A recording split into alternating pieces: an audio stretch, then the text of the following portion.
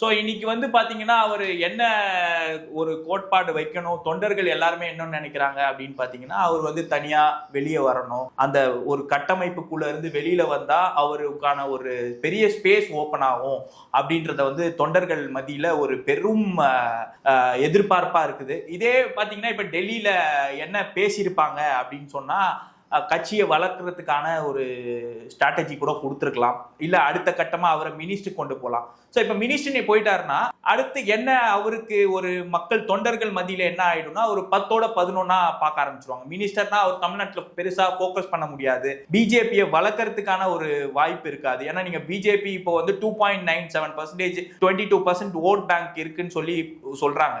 ஆனா 2.97% தான் எலெக்ஷன் கமிஷன்ல நம்ம தத்ரூபமா பார்க்க முடியுது. ஸோ இதுல இருந்து நம்ம இன்னும் டெவலப் பண்ணணும் அப்படின்னா இன்னும் ஒரு 15 வருஷம் கண்டிப்பா நிச்சயமா என்னோட இதுல வந்து 10-15 வருஷம் நிச்சயமா தேவைப்படும். அண்ணாமலை தொடர்ந்து பிஜேபியிலேயே நீடித்தாரு அப்படின்னா இன்னொரு 10ல இருந்து 15 வருஷம் ஒரு தொலைநோக்கு பார்வையோட நம்ம பார்த்தாலே அந்த அளவுக்கு ஸ்பேஸ் தேவைப்படுது. உடனே 2031 அண்ணாமலை பிஜேபியில ஜெயிச்சிருவாரா அப்படின்னா இன்னும் பொதுமக்களை போய் சேரல. பாஜகவோட திட்டங்கள், பாஜகவோட விஷயங்கள், மோடின்ற ஒரு எதிர்ப்பலையே மாத்திருக்காரு.